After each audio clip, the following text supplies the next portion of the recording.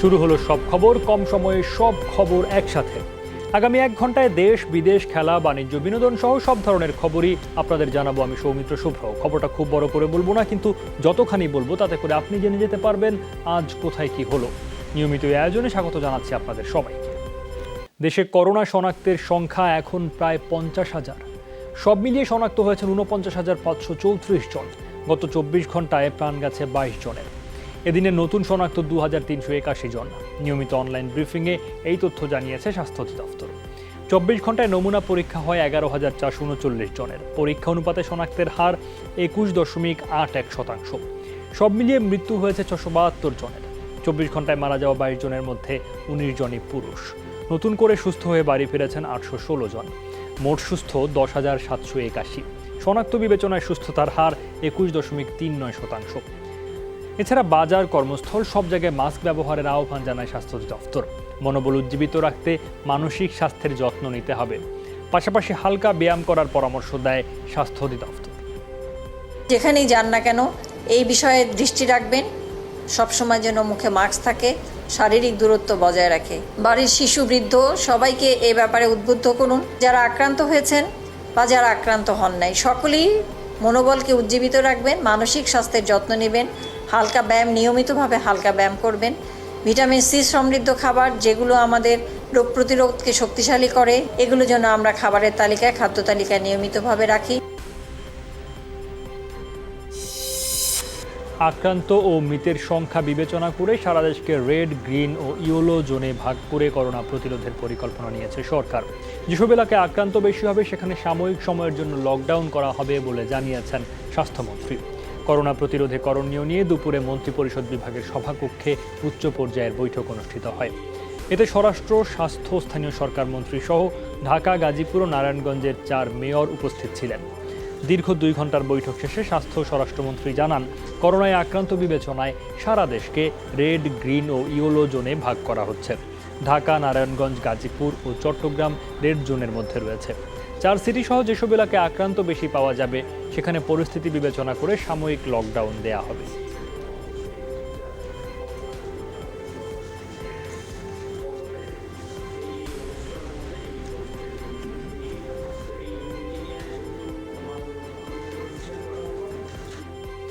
টেস্টের হারের সঙ্গে সঙ্গে সংক্রমণও বাড়ছে। আজকে আমরা সেই জন্য কয়েকটা zone, red zone, yellow zone, green zone আমরা মার্কিং করেছি। এটা মাননীয় প্রধানমন্ত্রীর নির্দেশনা ছিল। জোনিংয়ের মাধ্যমে আমরা যে জোনের মধ্যে খুব বেশি সংক্রামিত হবে সেটা ছোট্ট এরিয়া, ঢাকার ভিতরে ধরুন একটা ছোট্ট এলাকা, সেখানে হয়তো বা একটা এরিয়াকে আমরা বলবো যে এই এরিয়াতে বন্ধ থাকবে এই কয়েকদিনের জন্য। প্লাজমা থেরাপি নিয়ে আশার আলো দেখছেন চট্টগ্রামের চিকিৎসকরা। বলছেন আক্রান্তদের জন্য এটি কার্যকর। চট্টগ্রামে এখন পর্যন্ত 100 জনকে দেয়া হয়েছে এই থেরাপি। সুস্থ হওয়া প্রত্যেকের শরীর থেকে প্লাজমা নিলে আক্রান্ত সবাই সুফল পাবেন মত বিশেষজ্ঞদের। তবে চট্টগ্রামে প্লাজমা থেরাপির চিকিৎসা সরঞ্জামের সংকট রয়েছে। চট্টগ্রাম মেডিকেল কলেজে পরিমাপক অ্যান্টিবডি টাইটার নির্ণায়ক নেই। অন্যান্য হাসপাতালের অবস্থা আরও করুণ।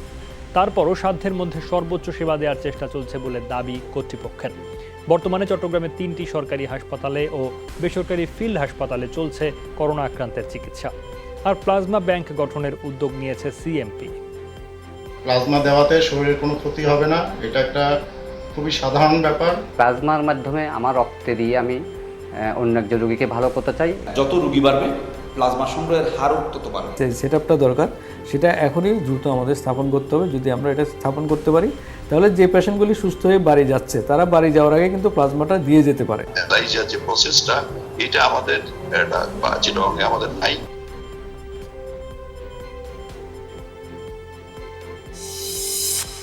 এখন থেকে সচিবালয়ে 25% বেশি কর্মকর্তা অফিস করতে পারবেন না। তবে অন্যান্য সরকারি অফিসে প্রয়োজন অনুযায়ী জনবল, লোকবল থাকবে।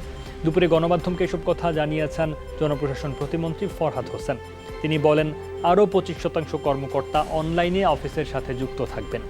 এছাড়া প্রয়োজনের নিরিখে 2 বা 3 ঘন্টায় কর্মকর্তারা তাদের কাজ শেষ করবেন। পরে সেখানে কোনো কাজে প্রয়োজন হলে দ্বিতীয় ধাপে এসে সেই কাজ অন্য কেউ করবেন। ফরহাদ হোসেন বলেন, মন্ত্রণালয়গুলোকে এই নির্দেশনা জানিয়ে দেওয়া হয়েছে। কর্মকর্তাদের সুস্থ রাখা ও অফিসিয়াল কার্যক্রম চালু রাখতেই এই সিদ্ধান্ত নেওয়া হয়েছে। সচিবালয়ে যারা কর্মকর্তা রয়েছেন কোনোভাবেই ইনফেক্টেড না হয় সেটাকে মাথায় রেখে প্রয়োজনের নিরিখে আমাদের 1/4 কর্মকর্তাকে একই সাথে আমরা অফিসে রাখবো, এর বেশি নয়। আমরা সেই সময় হয়তো যখন 25% অফিসার এখানে থাকবে তখন হয়তো দেখা যাবে 25% অনলাইনে সংযুক্ত থাকবে আমাদের অফিসের সাথে। করোনা সংক্রমণের মাঝেই নতুন বাজেটে বরাদ্দ বাড়ছে স্বাস্থ্য খাতে, যা চলতি অর্থবছরের তুলনায় 2000 কোটি টাকা বেশি। কিন্তু মোট বাজেটে স্বাস্থ্যে বরাদ্দ বৃদ্ধির প্রবণতা কমছে। প্রশ্ন আছে প্রকল্প বাস্তবায়নের সক্ষমতা নিয়েও।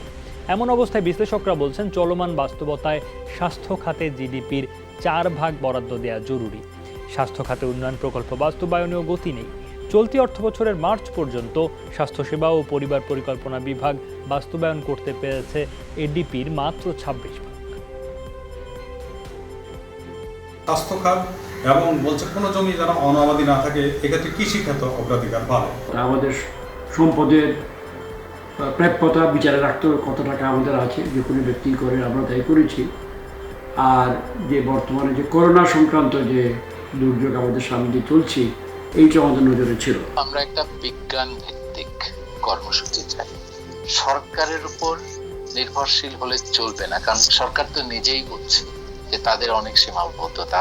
শুধুমাত্র বাজেটে অ্যালোকেশন দিলে হবে না, যাতে তার বাজেট যে ব্যয় করবে স্বাস্থ্য খাত তার সক্ষমতাও থাকতে হবে।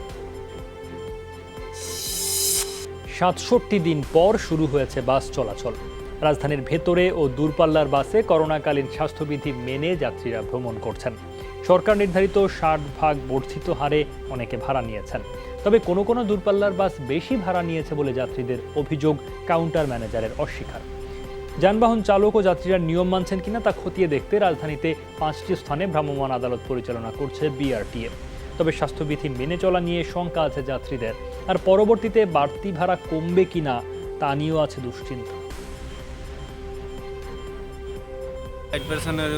হিসাব করে নিয়েছে আমাদের কাছ থেকে, এক সিট খালি রেখে আর এক সিটে বসাইছে আর কি। ভাড়াটা ওই যে মনে করেন যে সরকার যেভাবে নির্ধারিত করছে 60% নিচ্ছি। ভাড়া যদি একটু বেশি তারপরেও যাইতে পারতেছে। যাত্রী যদি কেউ ভাড়া বেশি বলে অবশ্যই সাথে সাথে সেটা ব্যবস্থা গ্রহণ করা হবে। মানুষের মধ্যে এক ধরনের ভীতি কাজ করছে। স্বাস্থ্যবিধি সবভাবে স্বাস্থ্যবিধি মানে গাড়ি চলতেছে। গাড়ি চলাচল মোটামুটি ভালো, প্রায় 75% মতো। যে অভিযোগগুলো পাচ্ছি ওগুলো আমরা দেখতেছি, ওরা ডাবল ভাড়া নিচ্ছে না। চট্টগ্রাম থেকে সরাসরি যোগ দিয়েছেন শোয়েব রহমান। শোয়েব, গণপরিবহন চলাচলের কি অবস্থা? মাত্রই যারা কথা বলছিলেন যাত্রী কিংবা চালক বা পরিবহন শ্রমিক, তারা যে বিষয়গুলো বলছিলেন, বাড়তি ভাড়ার কথা বলছিলেন, স্বাস্থ্যবিধি মেনে চলা না চলা এগুলো নিয়ে বলছিলেন। চট্টগ্রামে এইসবের কি অবস্থা?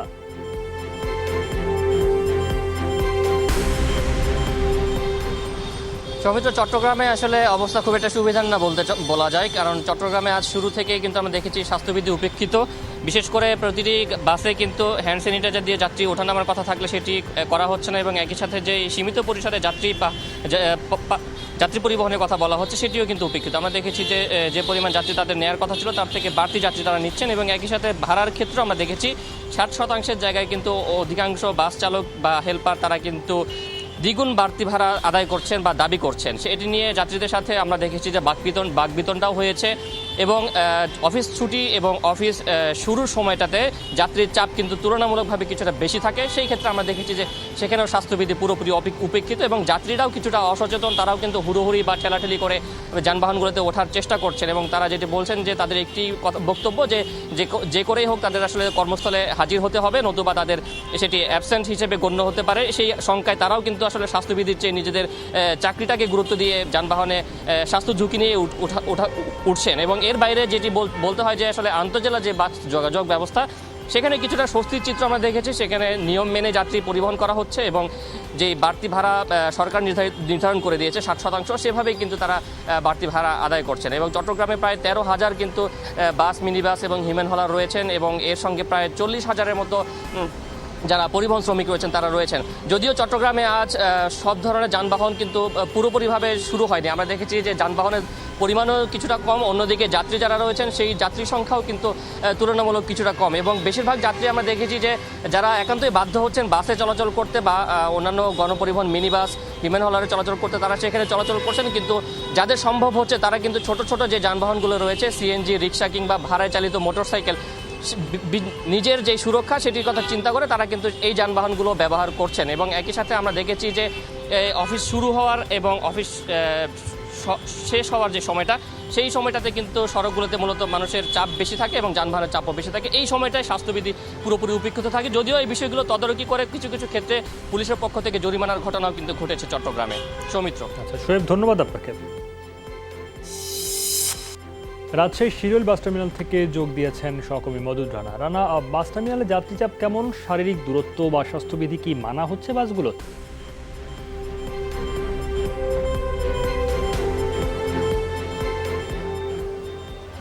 সৌমিত্র, সকাল থেকে যাত্রীর চাপ কিছুটা ছিল, দুপুরের পর থেকে সেই যাত্রী চাপ কিছুটা কমেছে এবং যার ফলে আমরা দেখেছি যে বাসগুলোতে একটি আসনের বিপরীতে একটি যাত্রী আসলে গিয়েছে। তবে এখানে যেটি হয়েছে যে টিকিট কাউন্টারগুলোতে আসলে কোনো ধরনের স্বাস্থ্যবিধি মানা হয়নি। আমরা সকালের দিক থেকে দেখেছিলাম যে সেখানে কিন্তু গাদাগাদি করে মানুষ টিকিট কিনেছে এবং কিছুক্ষণ আগেও আমরা দেখছিলাম যে জটলা পাকিয়ে যারা যাত্রী রয়েছেন তারা টিকিট কাটছেন এবং সেখানে ন্যূনতম যে দূরত্ব রাখার কথা একজনের থেকে আরেকজনের যে 3 ফিট দূরত্ব, সেটির আসলে বালাইনি। এবং আমরা গত কয়েকদিন ধরেই স্বাস্থ্য সংশ্লিষ্ট যারা তারা বলছিলেন যে তারা বাসে যে যাত্রীরা যাবেন তাদের হ্যান্ড স্যানিটাইজার করা এবং বাসের গেটে একজন থাকবেন যিনি সেই জীবাণুনাশক ছিটিয়ে দিবেন এবং একটি গাড়ি যখন কাউন্টারে আসবে সেই প্রতিটি আসন সেটিকে জীবাণুনাশক করা হবে। এইসব আসলে কথার কথা বলা হয়েছে, আমরা এরকম কোনো চিত্র দেখিনি। তবে আমরা যখন এখানে লাইভ করছিলাম, গণমাধ্যম কর্মীরা এসেছিল, আমরা এই পরিবহন সংশ্লিষ্ট কয়েকজনকে দেখেছি যে তারা শুধুমাত্র জীবাণুনাশকের বোতল হাতে করে ঘোরাফেরা করতে, কিন্তু আমরা কোনো গাড়িতে আসলে যাত্রীদেরকে সেভাবে সেটি প্রয়োগ করতে দেখিনি। অন্যদিকে এক একটি আসনের বিপরীতে একটি যাত্রী থাকলেও আমরা অনেকগুলো বাসে দেখি যে সেখানে একই সংসারের বা একই পরিবারের কেউ না হয়েও একাধিক যাত্রী আসলে এখান থেকে চলে গিয়েছে। অন্যদিকে আমরা কিন্তু এখন পর্যন্ত স্থানীয় প্রশাসন বা পুলিশ প্রশাসনের তদারকি করার কোনো ঘটনা এখনও দেখিনি এবং এক কথায় বলা চলে যে সেই আগের চিরচেনা যে দৃশ্য, আগের যে বিশৃঙ্খলা সেভাবেই আসলে চলছে। কোনো ধরনের স্বাস্থ্যবিধি খুব একটা আসলে এখানে মানা হয়নি। সৌমিত্র। ধন্যবাদ। গণপরিবহনের 60% ভাড়া বৃদ্ধি করে জারি করা প্রজ্ঞাপনের বৈধতা চ্যালেঞ্জ করে হাইকোর্টে রিট দায়ের করা হয়েছে। সকালে হাইকোর্টের সংশ্লিষ্ট বেঞ্চে রিটটি দায়ের করেন সুপ্রিম কোর্টের আইনজীবী হুমায়ুন কবির পল্লব। রিটের বিবাদীরা হলেন সড়ক পরিবহন ও সেতু মন্ত্রণালয়ের সচিব ও বিআরটিএ চেয়ারম্যান সহ সংশ্লিষ্টরা। রিট করার পর আইনজীবী গণমাধ্যমকে জানান কাল এ বিষয়ে শুনানি হতে পারে। আবেদনে প্রজ্ঞাপনটি স্থগিত চাওয়া হয়েছে।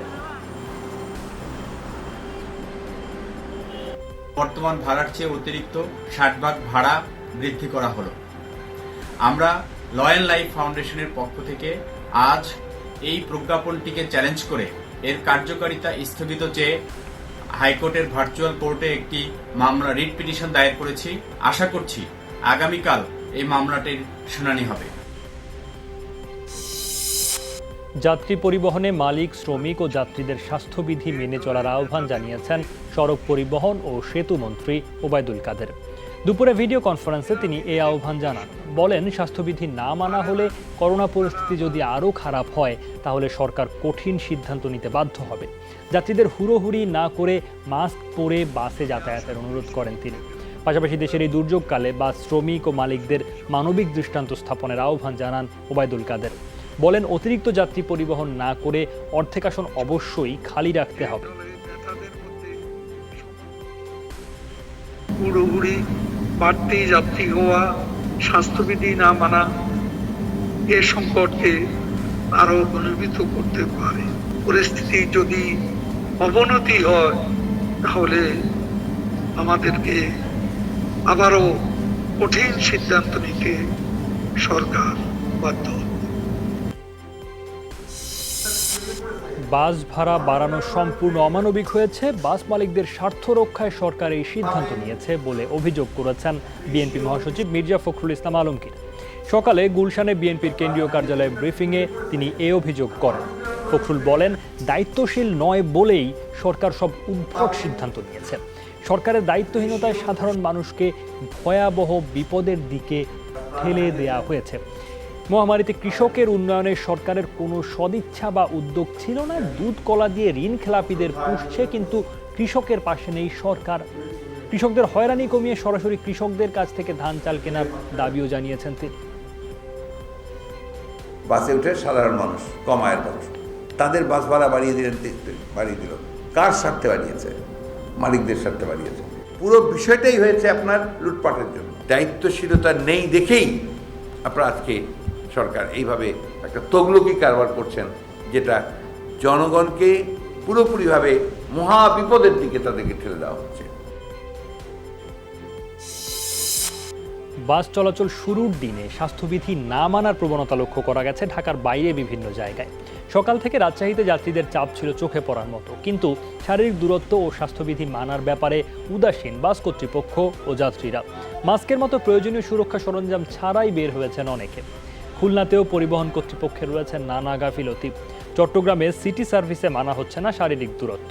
60% ভাড়া বেশি নেওয়ার নির্দেশনা থাকলেও বেশিরভাগ জায়গাতেই তা প্রায় দ্বিগুণ নেওয়া হচ্ছে বলে অভিযোগ।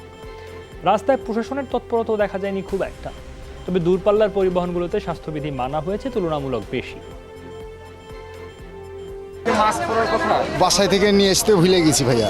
মাছ আছে, পকেটে আছে, একটু গরম লাগছে বলে আমি এইমাত্র খুলে রাখলাম। মুকুল মাছ পরে কোনো কথা পড়িনি, মাছটা পকেটে রেখে দিয়েছিলাম। হ্যাঁ আমি জানি, আমি সারা চলে আসছি অনেক রাস্তা, বাস ছেড়ে আসা আমার আর খেয়াল হয়নি। ডবলের কাছাকাছি তো ভাড়া হচ্ছে মনে হচ্ছে, যে যেরকম পাবনার ভাড়া কত, এখানে 240 টাকা ভাড়া নিল। এদিকে ভোর থেকে চলাচল শুরু করে অভ্যন্তরীণ রুটগুলোর লঞ্চ। বিকেলের পর বরগুনা, পটুয়াখালী সহ বিভিন্ন জেলা থেকে দূরপাল্লার লঞ্চ ছাড়ে। বেশিরভাগ জায়গাতেই স্বাস্থ্যবিধি মানা হয়নি। লঞ্চের ডেকে অনেকটা গাদাগাদি করে বসেন যাত্রীরা। করোনা সংক্রমণ নিয়ে বেশিরভাগের মাঝেই ছিল উদাসীনতা। অন্যদিকে ভাড়া বেশি নেওয়ার অভিযোগ করেছেন যাত্রীরা। বরগুনার থেকে যে লোড করছে তাতেই লঞ্চ লোড হয়ে গেছে, এখনো সামনে 5টা-7টা ঘাট আছে। একটা সিঙ্গেল কেবিন ভাড়া সরকারি রেট অনুসারে 1676 টাকা, আমরা সেখানে নিচ্ছি 1500 টাকা। সেক্ষেত্রে আমি 1 টাকাও সরকারি ভাড়ার চেয়ে আমি 1 টাকাও বেশি নিচ্ছি। লঞ্চ চলাচলের খবর জানবো, সহকর্মী কাউসার হোসেন যুক্ত হয়েছেন সরাসরি। কাউসার, গতকালও লঞ্চে যাত্রী চাপ ছিল, শারীরিক দূরত্ব মানা হয়নি। আজকের পরিস্থিতি কেমন দেখছেন?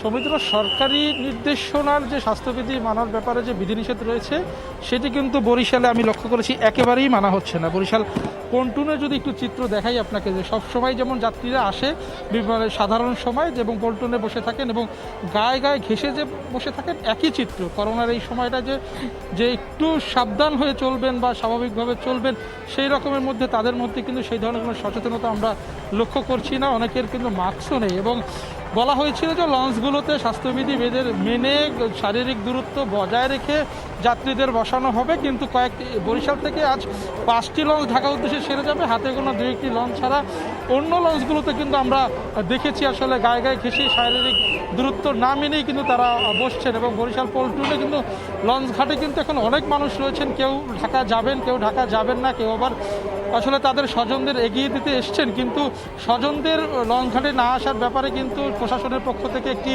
নির্দেশনাও কিন্তু ছিল, কিন্তু তারা সেটি মানছেন না। যদিও সৌমিত্র, বিআইডব্লিউটি এর পক্ষ থেকে মাইকিং করা হচ্ছে, যারা ঢাকায় যাবেন না তাদেরকে ঘাট ত্যাগ করতে বলা হয়েছে, কিন্তু সৌমিত্র বিআইডব্লিউটি যদি চাইতো তারা কিন্তু আসলে শুরুতেই এই যারা যাত্রী না তাদেরকে চাইলেই বন্দরে ঢুকতে না দিতে পারতো, কারণ লঞ্চ ঘাট পর্যন্ত আসতে হলে বিআইডব্লিউটি এর 4টি গেট অতিক্রম করে তাদের আসতে হবে, কিন্তু এদিকে আমরা যেমনটা দেখেছি যে আসলে বিআইডব্লিউটিএ কর্তৃপক্ষ লঞ্চ ঘাটে বসে বলছেন যে যারা যাবেন না তারা পল্টন ত্যাগ করেন, কিন্তু তারা কিন্তু আবার আমরা যেমনটা লক্ষ্য করেছি যে লঞ্চ ঘাটে ঢোকার পথে যে গেট রয়েছে সেই গেটে কিন্তু তারা টিকিট বিক্রি করছেন। অর্থাৎ টিকিট বিক্রিটা যদি বন্ধ করে দিত সেক্ষেত্রে কিন্তু যারা যাত্রী না বা যারা ভিড় করছেন বরিশাল লঞ্চ ঘাটে এসে তারা কিন্তু এই নদীবন্দরে প্রবেশ করতে পারতো না এবং সামাজিক যে স্বাস্থ্যবিধি রয়েছে সেটি কিন্তু মানা হতো। এবং লঞ্চগুলোতে আমরা দেখেছি যে তারা আসলে জীবাণুনাশক ছিটাচ্ছেন এবং শরীরের তাপমাত্রা মাপছেন যে আসলে কারো জ্বর আছে কি না। কিন্তু সব কিছু মিলিয়ে সৌমিত্র যদি বলি যে সরকারের যে 12 দফা নির্দেশনা রয়েছে নৌ যাত্রী এবং আসলে নৌ কর্তৃপক্ষের উপর যারা লঞ্চ পরিচালনা করেন সেটি কিন্তু আসলে পুরোপুরি মানা হচ্ছে না। এবং সকাল থেকে বিকেল থেকেই কিন্তু আমরা লক্ষ্য করেছি যে যাত্রীরা আসছেন বরিশাল লঞ্চ ঘাটে ঢাকার উদ্দেশ্যে যাওয়ার জন্য এবং যে 5টি লঞ্চ রয়েছে লঞ্চ 5টিতে যে কেবিন ছিল সেই কেবিনগুলো কিন্তু আরও 2 দিন আগেই বিক্রি হয়ে গেছে এবং এখন যারা আসছেন তারা কিন্তু সবাই ডেকের যাত্রী। তারা ডেকে কিন্তু আপনি দেখবেন যে দোতলায় কিন্তু মানুষ আসলে এখনই তারা বসে গেছেন। আসলে স্বাভাবিক সময় কিন্তু এই জায়গাটায় কিন্তু মানুষ বসেন না, অর্থাৎ কিন্তু বরিশাল থেকে ঢাকার উদ্দেশ্যে যে যাত্রী রয়েছেন যাত্রীদের চাপও কিন্তু রয়েছে। যদিও বিআইডব্লিউটিএ এবং জেলা প্রশাসনের পক্ষ থেকে সৌমিত্র বলা হয়েছে যে সরকারি নির্দেশনা মানার জন্য লঞ্চ কর্তৃপক্ষ এবং যাত্রীদেরকেও তারা নির্দেশনা দিচ্ছেন এবং দুপুরে কিন্তু বরিশাল বাস মালিক সমিতির নেতৃবৃন্দ এবং লঞ্চ কর্তৃপক্ষের সাথে কিন্তু জেলা প্রশাসন একটি বৈঠক করেছেন এবং তারা স্বাস্থ্যবিধি মানার ব্যাপারে কিন্তু তারা নির্দেশনা দিয়েছেন এবং বলেছেন যে লঞ্চের যে ধারণ ক্ষমতা রয়েছে সেই অনুযায়ী যাত্রী আসলে লঞ্চে আসলেই যেন তারা লঞ্চ ছেড়ে দেন এবং জেলা প্রশাসনের নির্বাহী একজন ম্যাজিস্ট্রেট থাকার কথা রয়েছে যিনি কিছুক্ষণ পরেই এখানে চলে আসবেন এবং লঞ্চগুলো ঘুরে দেখবেন এবং তারপরে যদি তিনি মনে করেন যে ধারণ ক্ষমতার যাত্রী লঞ্চে উঠে গেছে তখনই তিনি লঞ্চটি ছেড়ে দেবেন। এবং বিকেল থেকে কিন্তু বিআইডব্লিউটিএর যারা কর্মকর্তা রয়েছেন তারা কিন্তু এখানে মাইকিং করছেন। সৌমিত্র সব কিছু মিলিয়ে যদি আসলে বলতে চাই যে সব কিছু মিলিয়ে সমিতি যদি বলতে চাই বরিশাল নৌবন্দর থেকে যারা ঢাকার উদ্দেশ্যে যাচ্ছেন তারা কিন্তু অনেকটা ঝুঁকির মধ্যেই যাচ্ছেন। সৌমিত্র বুঝতে পারলাম, খুবই হতাশাজনক চিত্র কাউসার, আপনাকে ধন্যবাদ, সাবধানে থাকবেন। সহকর্মী কাউসার হোসেন জানাচ্ছিলেন বরিশাল থেকে ঢাকামুখী লঞ্চ যাত্রীদের লঞ্চ যাত্রার খবর, যাত্রীদের অবস্থা স্বাস্থ্যবিধি মানা হয়েছে কিনা।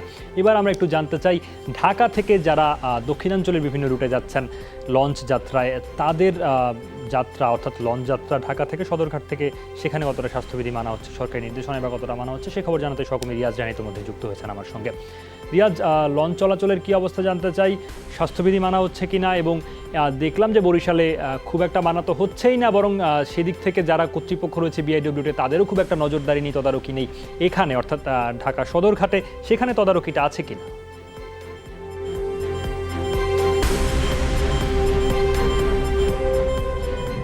সৌমিত্র, এই সদরঘাট থেকে যেখানে যেসব স্থানগুলোতে বরিশাল বিভাগের যেসব অঞ্চলগুলোতে পাশাপাশি নোয়াখালীর হাতিয়া সহ চাঁদপুর যেসব জায়গাগুলোতে মূলত লঞ্চ ছেড়ে যায় সেই সব স্থানে লঞ্চ যাওয়া শুরু করেছে বিকেল থেকেই। এবার যেটি করেছে বিআইডব্লিউটিএ তারা একটি লঞ্চ পরিপূর্ণ হওয়ার সাথে সাথেই এবং নির্ধারিত যে যাত্রী হওয়ার সাথে সাথেই লঞ্চগুলো ছেড়ে দেওয়া হচ্ছে। এবং আপনি যদি দেখে থাকেন আমরা আসলে যদিও উপর থেকে দেখানোর চেষ্টা করেছি যে ভেতরে আমি এর আগে দুটি সংবাদে দেখিয়েছিলাম যে ডেকের ভিতরে একেবারে মানুষ গাদাগাদি করে বসেছে, স্বাস্থ্যবিধি শারীরিক বা সামাজিক দূরত্ব যেটাই বলে না কেন কোনোটিতেই কোনো বালাই নেই। আর যেটি দেখেছি যে এখন পর্যন্ত আসলে পন্টুনে যদি দেখেন পন্টুনটা কিছুটা খালি রয়েছে, যদিও এর কিছুক্ষণ আগে এখানে বেশ মানুষজন ছিল বা যাত্রী ছিল, তারা মূলত যে লঞ্চগুলো অপেক্ষমান রয়েছে দক্ষিণাঞ্চলে এবং দক্ষিণ পশ্চিমাঞ্চলে যাওয়ার জন্য সেই লঞ্চগুলোতে তারা অবস্থান করেছেন এবং তারা কিছুক্ষণ পরে অর্থাৎ 6:30 থেকে 7:30-7:30টার মধ্যে এই লঞ্চগুলো নিজ নিজ গন্তব্যে ছেড়ে যাবে। আর বিআইডব্লিউটির বন্দর কর্তৃপক্ষের সাথে আমাদের কথা হয়েছে বা ঢাকা নৌবন্দর কর্তৃপক্ষের সাথে আমাদের কথা হচ্ছে, তারা যেটি বলছেন যে তারা বারবার চেষ্টা করছেন, পাশাপাশি লঞ্চ মালিক এবং লঞ্চের স্টাফ যারা রয়েছেন তারাও চেষ্টা করছেন যে যাতে যাত্রীরা স্বাস্থ্যবিধি মেনে চলে এবং যারা শারীরিক এবং সামাজিক দূরত্ব যাতে তারা বজায় রাখে সেটির জন্য তারা চেষ্টা করে যাচ্ছেন। কিন্তু শুধুমাত্র তাদের যে জনবল বা তাদের যে কৌশল সব কিছুকে ব্যর্থ করে দিচ্ছে, যে মানুষের যে স্রোত বা মানুষের যে চাপ সেই যাত্রীদের চাপের কারণে তাদের সব ধরনের কৌশল ব্যর্থ হচ্ছে এবং তারা কোনোভাবে এটি পেরে উঠছে না। আজকে বিআইডব্লিউটিএর কর্তৃপক্ষ বা ঢাকা নৌবন্দর কর্তৃপক্ষের পক্ষ থেকে অভিযান চালানো হয়েছে, মোবাইল কোর্ট চালানো হয়েছে, ভ্রাম্যমাণ আদালত পরিচালনা করা হচ্ছে দুপুরের দিকে। সেখানে একটি লঞ্চকে অতিরিক্ত যাত্রীর জন্য জরিমানাও করা হয়েছে, কিন্তু তারপরেও আসলে যাত্রীদের চাপ সেটি ঠেকানো বেশ দুষ্কর হয়ে পড়েছে। নৌপথের যাত্রাটা খুব একটা যে স্বাস্থ্যবিধি মেনে হচ্ছে, সরকারি নির্দেশনা মেনে হচ্ছে সেটি বলার সুযোগ নেই। রিয়াজ, আপনাকে ধন্যবাদ। সহকর্মী রিয়াজ রেহান যুক্ত হয়েছিলেন সদরঘাট থেকে। দীর্ঘ 2 মাস বন্ধ থাকার পর আজ থেকে দেশের অভ্যন্তরে শুরু হলো বিমান চলাচল। ঢাকা থেকে 3টি অভ্যন্তরীণ রুটে প্রতিদিন 24টি ফ্লাইট চলাচলের কথা রয়েছে। তবে যাত্রী কম থাকায় আজ চট্টগ্রাম ও সিলেট রুটের 4টি ফ্লাইট বাতিল করেছে বাংলাদেশ বিমান। চট্টগ্রাম, সিলেট ও সৈয়দপুর এই 3টি রুটে বিমান বাংলাদেশ এয়ারলাইন্স, নভো এয়ার ও ইউএস বাংলার ফ্লাইট পরিচালিত হবে। প্রতি ফ্লাইটে 30 আসন ফাঁকা রাখার কথা বলা হয়েছে। এছাড়াও স্বাস্থ্য সুরক্ষা নিশ্চিতে সকল ধরনের সুরক্ষা সামগ্রী পরিধান করে ফ্লাইট পরিচালনার নির্দেশ দেওয়া হয়েছে। আন্তর্জাতিক রুটের বিমান চলাচলের স্থগিতাদেশ 15 জুন পর্যন্ত বহাল থাকবে। সরু গলিতে একসাথে শত শত মানুষ, প্রচণ্ড কোলাহল, গরমে ঘেমে একাকার সবাই। সতর্কতা দূরে থাক, শারীরিক দূরত্ব বজায় রাখারও কোনো চেষ্টা নেই। করোনা মহামারীর সময়ে এমনই ভয়াবহ চিত্র শাহজালাল বিমানবন্দরের কার্গো ভিলেজে। বাণিজ্যিকভাবে যাত্রীবাহী বিমান চলাচল বন্ধ থাকলেও করোনা চিকিৎসা সরঞ্জাম আমদানি চালু ছিল লকডাউনের শুরু থেকেই। পরিস্থিতি আরও ভয়াবহ হয়েছে গার্মেন্ট কারখানাগুলো চালুর পর। দেশের প্রধান বিমানবন্দরের কার্গো ভিলেজে লকডাউনের সময় সহ গত 5 মাসে আমদানি রাজস্ব আয় প্রায় 1237 কোটি টাকা। 100 জায়গায় 500 জন, আর একটা যদি করোনার লোক এসে যায় তাহলে সবাই স্যার আমরা করোনা হয়ে যাবো। ভয়ের মধ্যে, আতঙ্কের মধ্যে কাজ করতে হয়। রিক্স আনা, অফিস খোলা, কাস্টমস খোলা রাখছে না, আমাদের তো কাজ করা লাগবে। দেখেন না, মানুষ বলতে 3 ফুট দূরে থাকতে থাকেই না, গাড়ি উপরে ইয়ে করে। ঝুঁকিটা প্রশমনের জন্য আমরা চেষ্টা করে যাচ্ছি, আবার অ্যাট দ্য সেম টাইম যাতে অর্থনৈতিক কর্মকাণ্ড, আমাদের কর্মকাণ্ড যাতে খুব স্লথ না হয়, স্লো ডাউন না হয়ে যায়। তো এই দুইটার ভিতরে আসলে একটা সমন্বয় করা আমি মনে করি একটু দুরূহ কাজ, একটু কঠিন কাজ, এবং সেই কাজটাই আমরা করে যাচ্ছি। যাত্রীদের অসচেতনতায় ঝুঁকিতে পড়ছেন যাত্রীরাই। স্বাস্থ্যবিধি মানাতে ট্রেনগুলোতে আসন বিন্যাসে পরিবর্তন এসেছে, কিন্তু ট্রেনে ওঠানামার সময় সব চেষ্টাই ভেস্তে যাচ্ছে। চালু হওয়ার দ্বিতীয় দিনেই ঝুঁকিপূর্ণ হয়ে উঠেছে ট্রেন যাত্রা। কর্মকর্তারা বলছেন, অভ্যাসের পরিবর্তন না হলে ঝুঁকিমুক্ত রেল চলাচলের কোনো উদ্যোগই খুব একটা কাজে আসবে না। স্বাস্থ্যবিধি মেনে প্রথম দিকে ট্রেন চলাচলের যে ব্যবস্থা তা কতদিন ধরে রাখা যায় সেটি এখন দেখার বিষয়। একটু যত্ন করা দরকার, এই যে এগুলা জিনিসগুলা সিটগুলা। স্বাস্থ্যবিধি যে নির্দেশ আছে, এই নির্দেশ মোতাবেক আমাদেরকে পরিষ্কার পরিচ্ছন্ন যেটা রাখতে বলছে, এটা ওনারা রেল কর্তৃপক্ষ এটা করে নাই। আমরা আশা করেছিলাম যে রেলওয়েতে হয়তো বা আরও নিয়ম শৃঙ্খলা আরও ঠিক হবে, কিন্তু এটা দেখছি যে 2 মাস যাবত দেখে মনে হচ্ছে যে 2 মাস যাবতই পরিষ্কার করা। নিজেরাই মানে তাদের স্বাস্থ্য সুরক্ষার জন্য সচেষ্ট থাকবে। তো নিজেরাই যদি না মেনে, আমরা তো সর্বোচ্চ চেষ্টা করছি আমাদের দিক থেকে যে যাত্রীরা স্বাস্থ্যবিধি এবং সামাজিক দূরত্ব বজায় রেখে যাতে চলাচল করতে পারে। লিবিয়ায় 26 বাংলাদেশিকে হত্যার ঘটনার অন্যতম আসামি মানব পাচারকারী কামাল হোসেনকে গ্রেফতার করেছে র্যাব। দুপুরে র্যাব 3 কার্যালয়ে সংবাদ সম্মেলনে জানানো হয়, সোমবার ভোরে ঢাকার শাহজাদপুরের খিলবাড়ির টেক এলাকা থেকে কামাল হোসেনকে গ্রেফতার করা হয়। আটক কামাল হোসেন এই বিষয়ে স্বীকারোক্তিমূলক জবানবন্দি দিয়েছেন।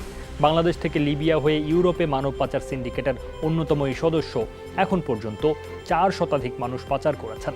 মিথ্যা আশ্বাস দিয়ে মানব পাচার ও পরে চাপে ফেলে অর্থ আদায় করত এই সিন্ডিকেট। লিবিয়ায় বাংলাদেশি হত্যার ঘটনায় দেশের মানব পাচারকারীদের বিরুদ্ধে 2টি মামলা করেছেন নিহতের স্বজনরা। সে এই দালাল চক্রের মূল হোতা। সে গত 10-12 বছর ধরে অবৈধভাবে লিবিয়াতে কমপক্ষে 400 বাঙালিকে প্রেরণ করেছে, এবং তার কাছে আমরা 31টি পাসপোর্ট পেয়েছি। তার কাছ থেকে আমরা 2টি ডায়েরি পেয়েছি, যে ডায়েরিতে 300 থেকে 400 ভিকটিমের নাম্বার আছে যাদেরকে সে প্রেরণ করেছে। তাদের সাথে বিভিন্ন আর্থিক লেনদেনের তথ্য ওই ডায়েরিতে আছে। তার যে সার্কিট, এই যে 10 থেকে 15 জন ব্যক্তি যারা দালাল হিসেবে কাজ করে বিভিন্ন স্পটে, পুরো সার্কিটটার নামটাই আমরা তার কাছ থেকে উদ্ধার করতে সক্ষম হয়েছি। লিবিয়ায় মানব পাচার চক্রের আরও 2 হোতাকে গ্রেফতার করেছে আইনশৃঙ্খলা রক্ষাকারী বাহিনী। মাদারীপুর থেকে গ্রেফতার করা হয় জুলহাস ও রিনা বেগমকে।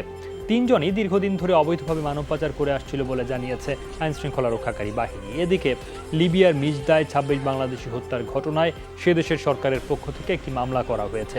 বিষয়টি নিশ্চিত করেছেন লিবিয়ায় বাংলাদেশি দূতাবাসের লেবার কাউন্সিলর। তিনি জানান, প্রথমে যে হাসপাতালে রাখা হয় সেখানে মরদেহ সংরক্ষণের ব্যবস্থা না থাকায় সেগুলো স্থানীয় একটি কবরস্থানে দাফন করে ফেলা হয়। দূরবর্তী একটা হাসপাতাল, ছোট্ট একটা হাসপাতাল, ওখানে রেফ্রিজারেটর নাই। আবার ওখান থেকে আমার পথটাও বিপদ সংকুল বলবো যে যুদ্ধ কবলিত জায়গা, এবং সেখানে আরো অনেক বাধা কাজ করতেছিল। তো আর তো এয়ারপ্লেন তো নাই, সবকিছুই সাসপেন্ডেড। এখন তো আসলে বাড়ানোর কোনো সুযোগ ছিল না। তো তারা বাধ্য হয়েছেন আসলে আমাদের কোনো অনুমতি ছাড়াই সেখানে তারা দাফন করে দিয়েছেন। অভিনব পদ্ধতিতে ইয়াবা পাচারের সময় রাজধানী থেকে প্রায় 10,000 পিস ইয়াবা সহ একজনকে আটক করেছে র্যাব 2।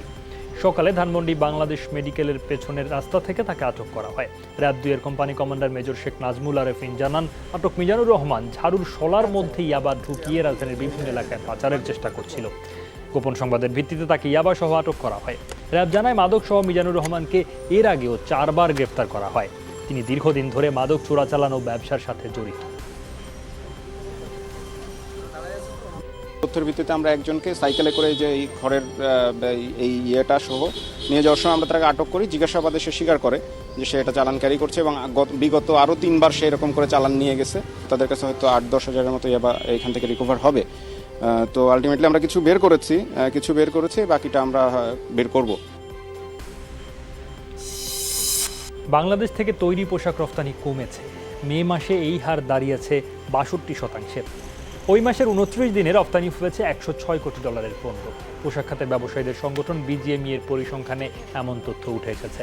এতে বলা হয়, চলতি বছরের মার্চ থেকে মে এই 3 মাসে গত বছরের একই সময়ের তুলনায় 55% রপ্তানি কম হয়েছে। গত বছর এই সময়ে রপ্তানি হয়েছিল $282 কোটি পণ্য। মূলত করোনা সংক্রমণের পর পোশাকের একের পর এক ক্রয়াদেশ বাতিল হয়, কিন্তু মে মাসে পিপিই ও মাস্কের কিছু অর্ডার আসায় রপ্তানি কমার হার কিছুটা কম।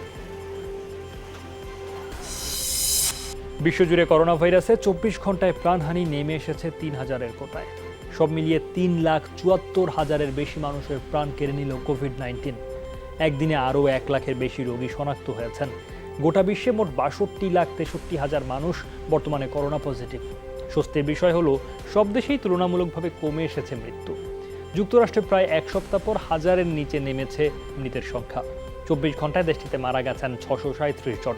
মোট আক্রান্ত 18,37,000-এর বেশি মানুষ। এদিকে ব্রাজিলে একদিনে 480 জনের মৃত্যু হয়েছে।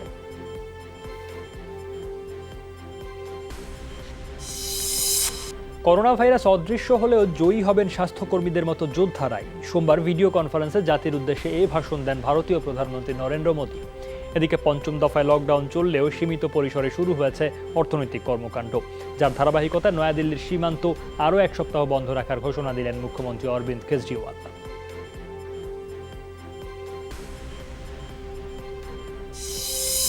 করোনা ভাইরাসের বিস্তার ঠেকাতে লকডাউন ও কড়াকড়ি শিথিলের পর আবারও সংক্রমণ বেড়েছে বিভিন্ন দেশে। মূলত অর্থনৈতিক কর্মকাণ্ড চালু করতেই এমন সিদ্ধান্ত নেয় দক্ষিণ কোরিয়া, জার্মানি, শ্রীলঙ্কা সহ বেশ কিছু দেশ। তবে সংক্রমণ বাড়ায় আবারও জারি হয়েছে কড়াকড়ি। এই অবস্থায় লকডাউন শিথিল হওয়া ইউরোপের অনেক দেশকেই সিদ্ধান্ত পুনর্বিবেচনার পরামর্শ স্বাস্থ্য বিশেষজ্ঞদের।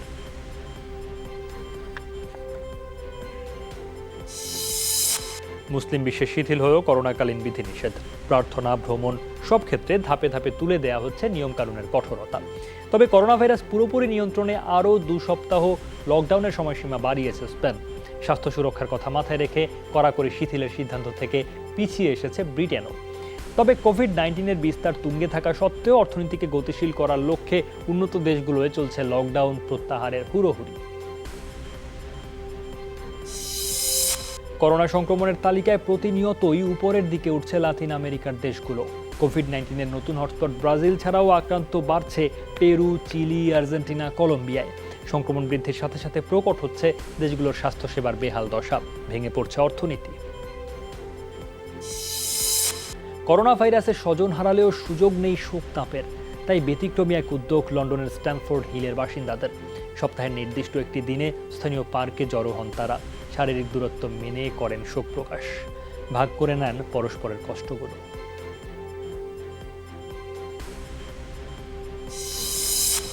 করোনা মহামারীতে মানুষের পাশে দাঁড়িয়েছে যুবলীগ। এই সময়ে বিভিন্ন স্বেচ্ছাসেবকমূলক কাজে অংশগ্রহণ অব্যাহত থাকবে বলেও জানিয়েছেন সংগঠনটির সভাপতি অধ্যাপক শেখ ফজলে শামস পরশ। দুপুরে রাজধানীর বনানীতে ঢাকা মেডিকেলের করোনা যোদ্ধাদের জন্য স্বাস্থ্য সুরক্ষা সামগ্রী হস্তান্তরের সময় তিনি এসব কথা বলেন। করোনা মোকাবেলায় সরকার নানা পদক্ষেপ নিলেও ব্যক্তি পর্যায়ে স্বাস্থ্যবিধি মেনে চলার তাগিদ দেন তিনি। যে যা স্বার্থ অনুযায়ী সারা সমগ্র দেশে যুবলীগের নেতাকর্মীবৃন্দ পরিশ্রম করে যাচ্ছে মানুষের পাশে দাঁড়ানোর। তো এই ব্যাপারে আমাদের অব্যাহত থাকবে এবং আমাদের কর্ম যেগুলো আমাদের করছে নেতাবৃন্দরা বিভিন্ন ওয়ার্ড, থানায় এবং বিভিন্ন তাদের নিজস্ব এলাকায়, এগুলো চলবে। গত 24 ঘন্টায় চট্টগ্রামে নতুন করে আক্রান্ত 289 জন, মারা গেছেন একজন। এখন পর্যন্ত মোট আক্রান্ত 2867 জন আর মারা গেছেন 75 জন। এদিকে জ্বর শ্বাসকষ্টে চট্টগ্রামে গত 24 ঘন্টায় মারা গেছেন এক শিল্পপতি সহ 2 জন। রোববার রাতে মেট্রোপলিটন হাসপাতালে নেওয়া হয় ইসাক ব্রাদার্স লিমিটেডের ব্যবস্থাপনা পরিচালক হাজি ইউনুসকে, কিন্তু তাৎক্ষণিক আইসিইউ সাপোর্ট না পাওয়ায় তার মৃত্যু হয় বলে দাবি পরিবারের। সকালে চট্টগ্রাম জেনারেল হাসপাতালের আইসিইউ ওয়ার্ডে মারা যান হাসপাতালটির ক্লিনার হাসিনা বেগম। তিনিও জ্বর শ্বাসকষ্টে ভুগছিলেন। এদিকে কক্সবাজারে জ্বর শ্বাসকষ্টে মারা গেছেন 2 জন। অফিস আদালত সীমিত আকারে খুলে দেওয়া হয়েছে, পরিবহন সীমিত আকারে খুলে দেওয়া হয়েছে। এক্ষেত্রে যদি আমরা স্বাস্থ্যবিধিগুলি না মেনে চলি, ব্যাপক হারে আমাদের সংক্রমণ সংঘটিত হবে। দীর্ঘদিন পর চট্টগ্রামে খুলেছে ছোট বড় সব মার্কেট। ক্রেতা বিক্রেতার সুরক্ষায় নেওয়া হচ্ছে নানা ব্যবস্থা। চট্টগ্রামের অন্যতম বৃহৎ মার্কেট তামাকু মন্ডি লেইনের প্রবেশ পথে বসানো হয়েছে 10টি জীবাণুনাশক অটো স্প্রে চেম্বার। দুপুরে আনুষ্ঠানিকভাবে এসব চেম্বার উদ্বোধন করেন বণিক সমিতির উপদেষ্টা সেলিমুল্লাহ। এ সময় সমিতির সভাপতি শামসুল আলম ও সাধারণ সম্পাদক আহমদ কবির দুলাল সহ অন্যরা উপস্থিত ছিলেন। নিজেদের সুরক্ষায় ক্রেতা বিক্রেতা সহ সবাইকে সচেতন থাকার আহ্বান জানান তারা।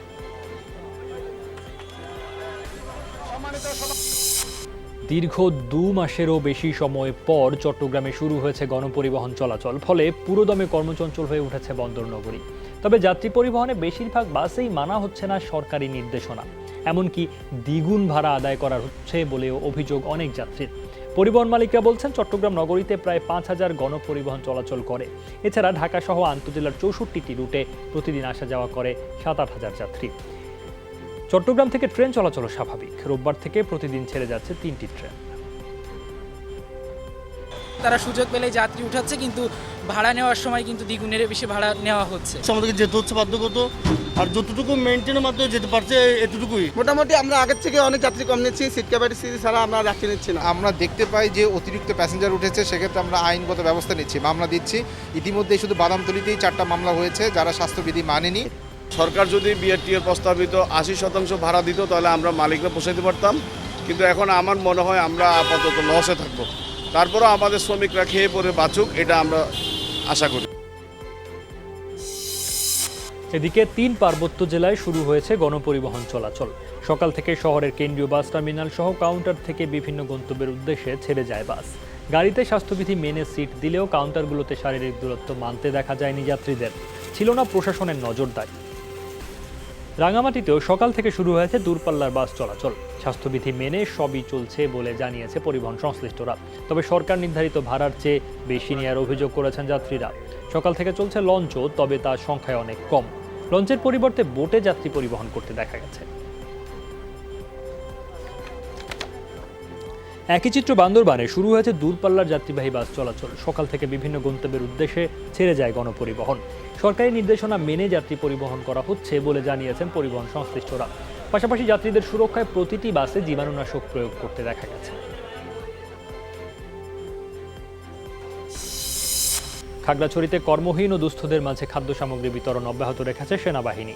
সকালে গুইমারা রিজিয়নের উদ্যোগে মাটিরাঙ্গা জোনের আওতাধীন বুদংপাড়া, আলুটিলা ও 10 নম্বর সহ প্রত্যন্ত এলাকায় চলে এই কার্যক্রম। ঘরে ঘরে খাদ্য সামগ্রী পৌঁছে দেন সেনা সদস্যরা। এ সময় সকলকে করোনা মোকাবেলায় সচেতনতার পাশাপাশি সরকারি নির্দেশনা মেনে চলার আহ্বান জানানো হয়।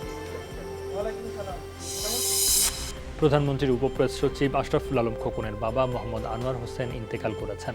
ইন্না লিল্লাহি ওয়া ইন্না ইলাইহি রাজিউন। তার মৃত্যুতে গভীর শোক ও দুঃখ প্রকাশ করেছেন প্রধানমন্ত্রী শেখ হাসিনা। বার্ধক্যজনিত কারণে সকালে গাজীপুরের কাপাসিয়া উপজেলার তারাগঞ্জ গ্রামের নিজ বাড়িতে মারা যান সমাজসেবক আনোয়ার হোসেন।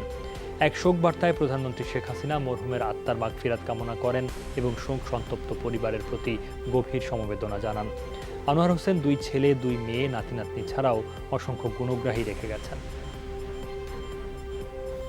নারায়ণগঞ্জে করোনা জয়ী পুলিশ সদস্যদের সংবর্ধনা দিয়েছে জেলা পুলিশ। দুপুরে শহরের মাঝধারে অবস্থিত পুলিশ লাইনে এর আয়োজন করা হয়। করোনা বিজয়ী 101 জন সদস্যকে ফুলের শুভেচ্ছা জানান নারায়ণগঞ্জের পুলিশ সুপার জায়েদুল আলম। এ সময় পুলিশের ঊর্ধ্বতন কর্মকর্তারা উপস্থিত ছিলেন।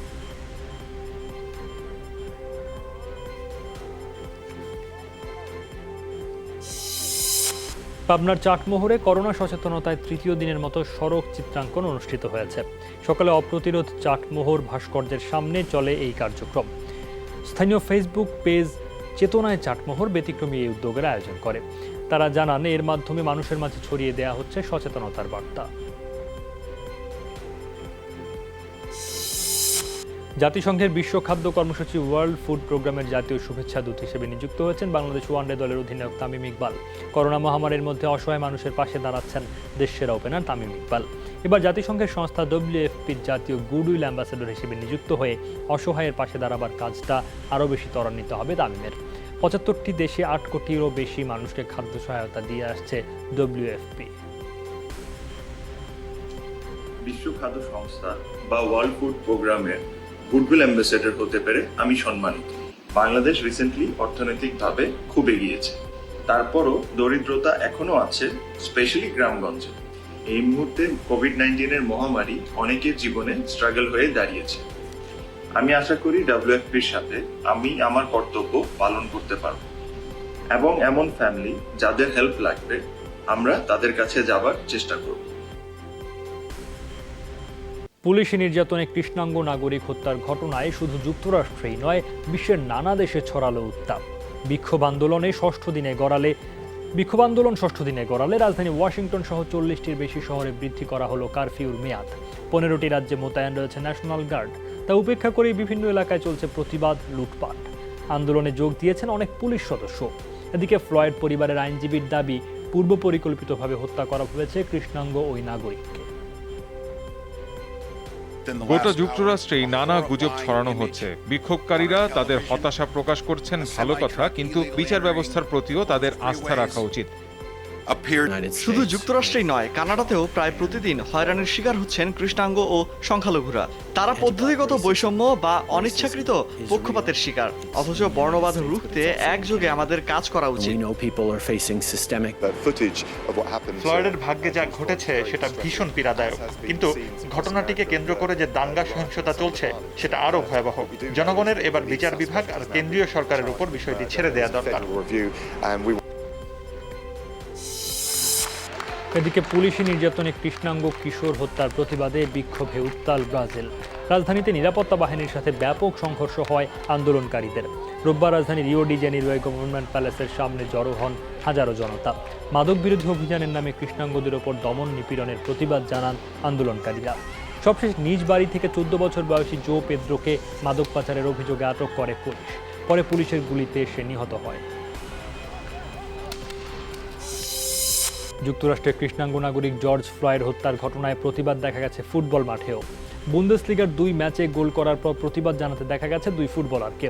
বুন্দেসলিগার 2 ম্যাচে ঘটেছে এমন 2 ঘটনা যেখানে ইউনিয়ন বার্লিনের বিপক্ষে মার্কোস থুরাম গোল করার পর এক হাঁটু গেড়ে বসে ফ্লয়েড হত্যার প্রতিবাদ জানিয়েছেন।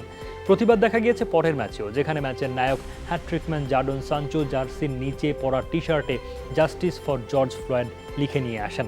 প্রতিবার গোল করার পর দেখা গেছে তার এই প্রতিবাদ।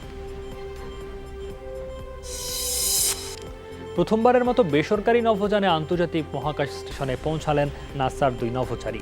রোববার কক্ষপথে পৌঁছায় ভ্যানকুভার এলন মাস্কের মালিকানাধীন স্পেসএক্সের তৈরি ড্রাগন ক্যাপসুল। 19 ঘন্টার যাত্রার পর রকেট ফ্যালকন 9 থেকে স্বয়ংক্রিয়ভাবে সেটি স্টেশনে ল্যান্ড করে। শনিবার 2 নভোচারী ডগ হার্লি ও বব বেনকেনকে নিয়ে ফ্লোরিডার কেনেডি মহাকাশ কেন্দ্র থেকে যাত্রা শুরু করে। উৎক্ষেপণ দেখতে যান খোদ মার্কিন প্রেসিডেন্ট।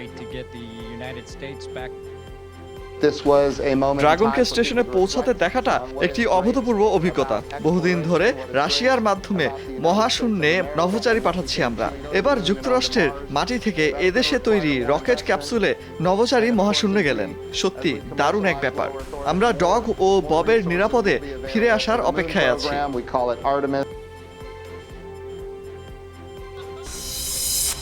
এবার আর ধারে না, মাউরো ইকার্ডিকে 4 বছরের জন্য কিনে নিল French champion Paris Saint Germain. Inter Milan থেকে 2024 সাল পর্যন্ত ফ্রেঞ্চ জায়ান্টদের ডেরায় নাম লেখালেন ইকার্ডি। গেল মৌসুমে ধারে পিএসজিতে খেলতে এসেছিলেন ইকার্ডি, যেখানে অসমাপ্ত লিগে 31 ম্যাচে 20 গোল করেছিলেন এই আর্জেন্টাইন ফুটবলার। এরপর থেকে তাকে কিনে নিতে উঠে পড়ে লাগে ফরাসি জায়ান্টরা। 27 বছর বয়সে এই ফুটবলারের দাম প্রকাশ না করলে ফরাসি গণমাধ্যম বলছে বোনাস ছাড়া প্রায় 50 মিলিয়ন ইউরোতে তাকে কিনেছে পিএসজি।